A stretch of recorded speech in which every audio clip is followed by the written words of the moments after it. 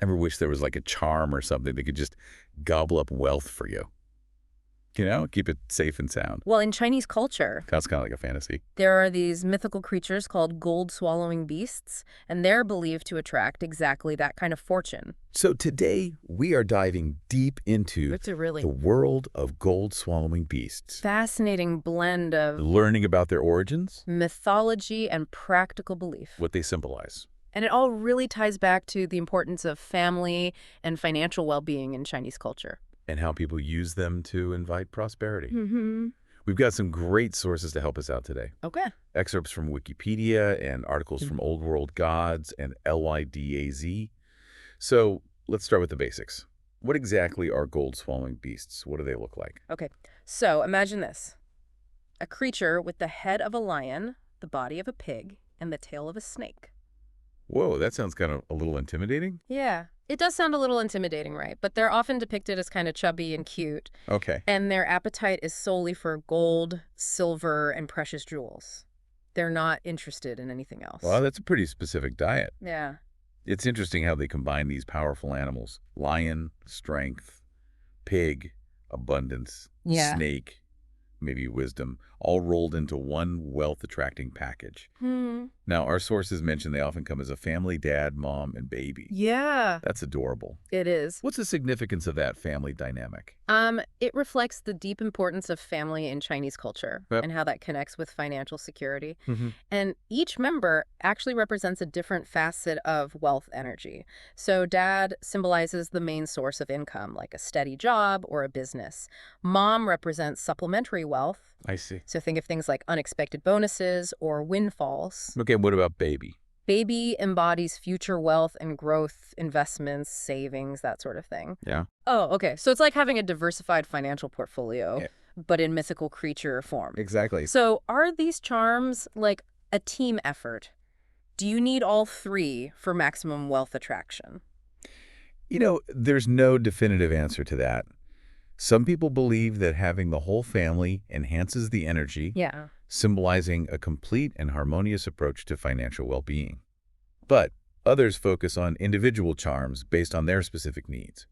For example, someone starting a new business might be drawn to the dad charm for its association with primary income. Mm-hmm. It's interesting how these beliefs can be adapted and personalized. Absolutely. Our sources also mention the gold-swallowing beasts are often depicted in specific colors. What's the symbolism behind that? Oh, color plays a huge role in Chinese symbolism. So dad is typically blue, representing stability and protection, very fitting for the provider of the family. Mom is usually red, the color of joy, happiness, and good fortune. And of course, baby is gold, Of course. the color of wealth and prosperity. Yeah, it all ties together so beautifully. Yeah. Now, before we move on, I know you mentioned other wealth-attracting talismans. Right. Could you tell us a little bit about those? Sure. So there are other mythical creatures in Chinese culture associated with wealth, like the Pixiu. They have a dragon head Okay. and a lion body, and they're known for attracting wealth and warding off evil. Oh, wow. So they're like the financial guardians. Yes, exactly. It's like they're not just bringing in the good fortune, but also protecting it. That sounds like a whole other deep dive waiting to happen. Yeah. But for now, we're sticking with the gold-swallowing beasts. Do these creatures have, specific origins in mythology? Unfortunately, our sources didn't go too deep into their origin story. Okay. But what's clear is that they embody this blend of powerful symbolism and practical belief that's so central to Chinese culture. It's not just about luck. Right. It's about aligning yourself with positive energies and inviting prosperity into your life. I like that. It's like a proactive approach to luck. Yeah. Speaking of attracting wealth, Mm-hmm. how are people actually using these charms in their lives? So you'll often find them incorporated into jewelry, bracelets, pendants, rings. Mm-hmm. People also use them as keychains or place figurines in their homes or offices. Okay. It's about surrounding yourself with these symbols of prosperity. Yeah.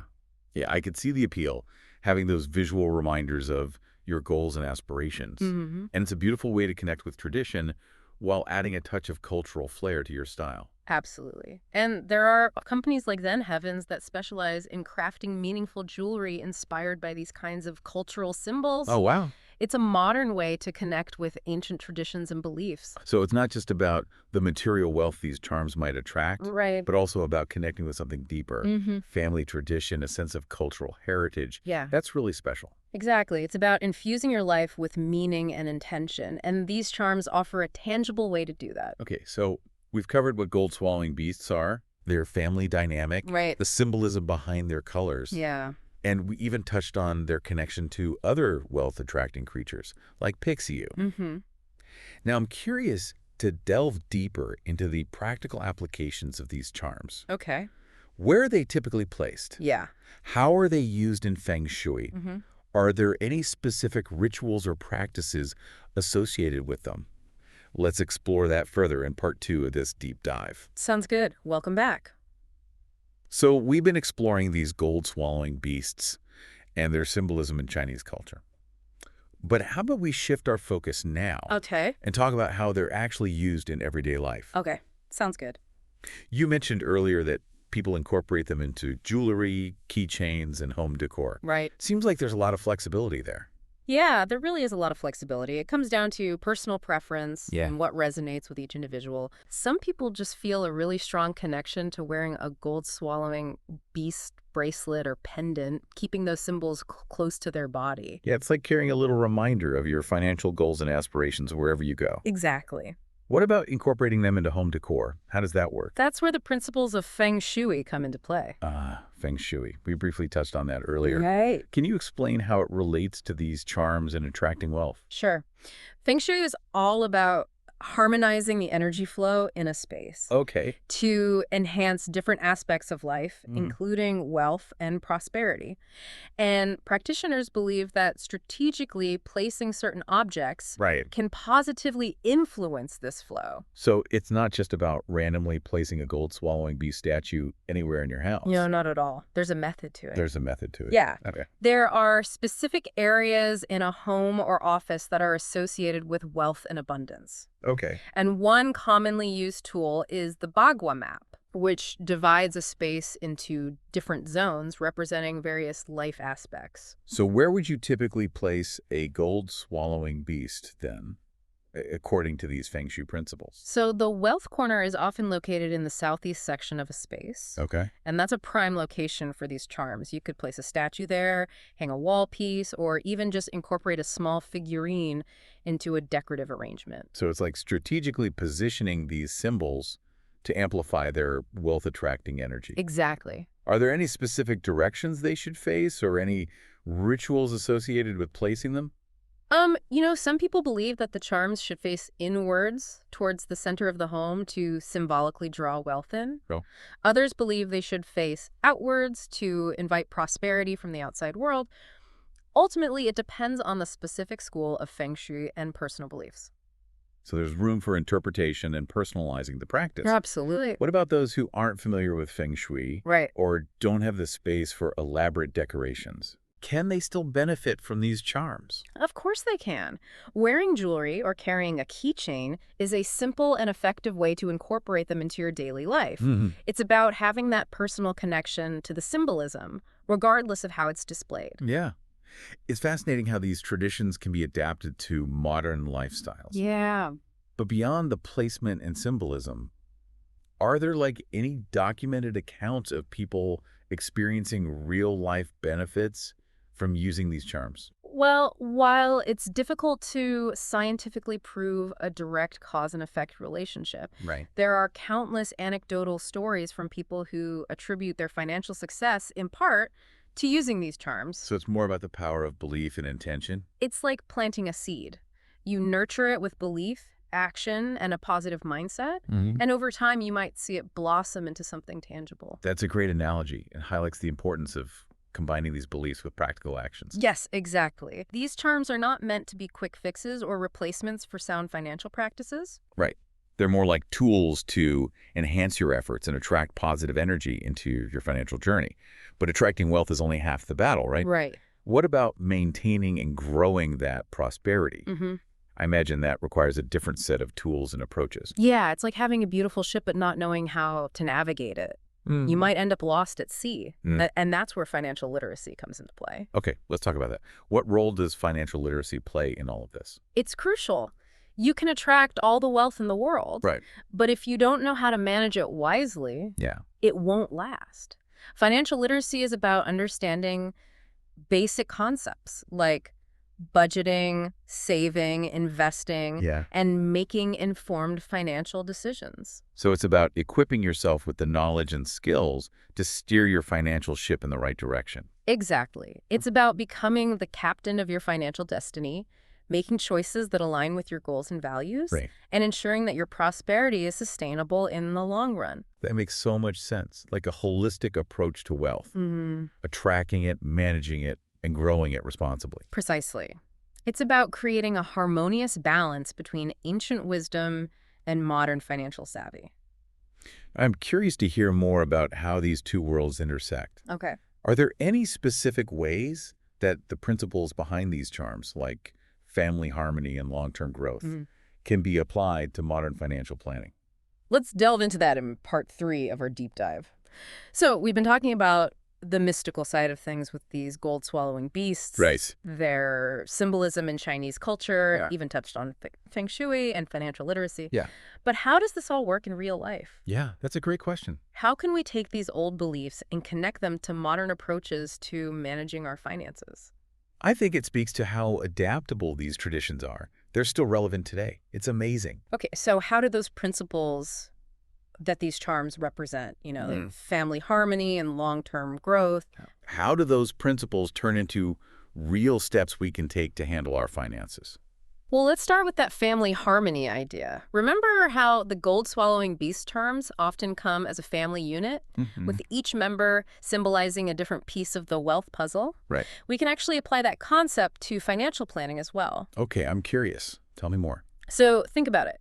Dad represents the main source of income, the foundation.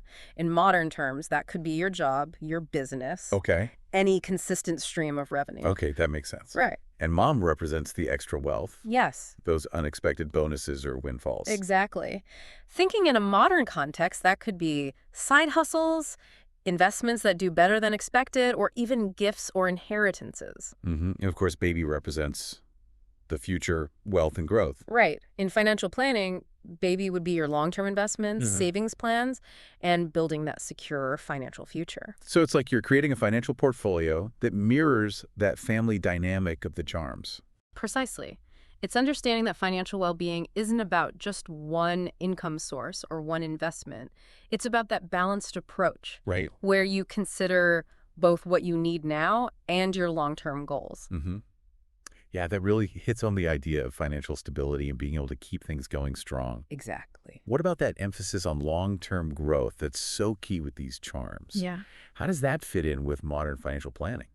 Well, gold-swallowing beasts aren't about getting rich quick. They're about slowly growing prosperity over time, just like you'd carefully tend to a valuable seed. Okay, so how do we practically go about growing that kind of financial strength? It starts with having a really clear picture in your mind of your financial goals, Okay. both short-term and long-term. Where do you want to be financially in 5 years, 10 years, 20 years? Once you see that end goal, Yeah. then you can start creating a roadmap to actually get there. Yeah, it's like choosing where you want to go Exactly. and then figuring out the best route. Yeah. But what about those unexpected things that pop up along the way? Yeah. Unexpected expenses, the market going up and down. How do we handle those challenges and still reach our goals? Well, that's where financial literacy comes in. Okay. It's about having the know-how to make smart decisions, to adapt when things change, and to handle those inevitable storms that come up. So it's not just about having a plan. Right. It's about having the tools to change that plan when you need to. Exactly. And it's about having that mindset of abundance, Okay. believing that there's enough wealth out there for everyone and that you are capable of reaching your financial goals. So it's like we're blending the old wisdom of the charms Yeah. with the practical skills of today's financial management. Exactly. Creating that harmony between tradition and new ideas, Yeah, between believing and taking action. I like that. A perfect way to wrap things up. We've gone from the mystical origins of these gold-swallowing beasts Right. to their meaning in Chinese culture, and even dug into how those beliefs can play a role in modern financial planning. Yeah, It's been a fascinating journey, and I hope everyone listening has learned something valuable. I agree. It's been a pleasure sharing this journey with you and our listeners. And remember, whether you're drawn to the fun energy of these charms or Hmm. just interested in their symbolism, Yeah, the important thing is that financial well-being is a journey, not just a destination. absolutely. It's about setting your intentions, taking action, and having that mindset of abundance. And who knows, maybe you'll even want to bring a gold-swallowing beast or two into your own life. Thanks for joining us on this deep dive into the fascinating world of wealth-attracting charms. Yeah, thank you. Until next time, may your financial journey be filled with prosperity, purpose, and a touch of magic.